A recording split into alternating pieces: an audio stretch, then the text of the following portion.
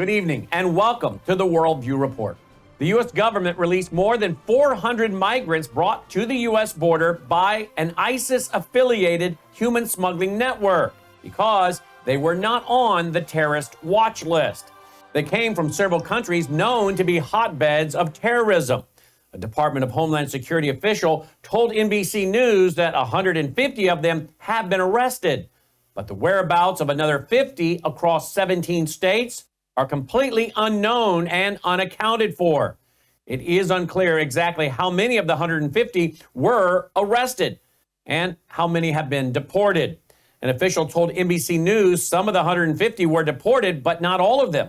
Some of the migrants with ISIS ties, quote, may have already left the U.S. voluntarily, end quote. That's according to the NBC report, if you can actually believe it. Well, I interviewed journalist and immigration national security expert Todd Bensman.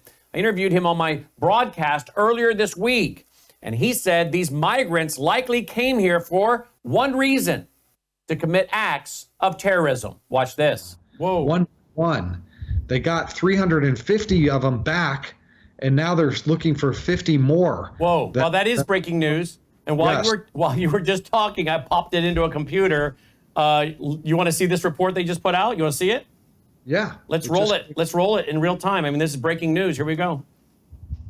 News has learned more than 50 migrants with potential ties to an ISIS-affiliated smuggling network are at large in America. Many illegally crossed the border and were released into the U.S. by Border Patrol because there was no information suggesting terror ties at the time. Now their whereabouts are unknown as immigration agents look to arrest them, U.S. officials tell us, saying they're among a group of over 400 migrants DHS identified in the U.S. from Tajikistan, Uzbekistan, Moldova, Kyrgyzstan, Georgia, and Russia as subjects of concern because they were brought to the U.S. by an ISIS-affiliated smuggling network. Tonight, NBC News has... Wow, that's... What, you want to comment on that? Wow. Yes, I do. This is a huge story. And we're not seeing the last of stories like that, because this is 3 years of just an absolute torrent of illegal immigration from Muslim majority countries, of terrorism concern. It's just now coming back to bite us. I want to point out that I've also written quite a bit recently about 8 Tajikis who were rolled up the first week of this month by the FBI following a lengthy wiretap counterterrorism investigation in 3 cities: New York, Philadelphia, and the other one I think is Los Angeles.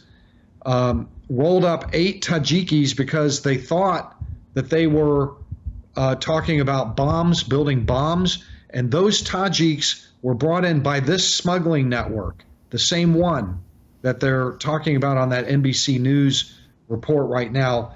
A absolute blanket of silence from the administration on those 8 Tajiks. I'm doing the best I can to kind of keep reporting on that in the absence of very much information.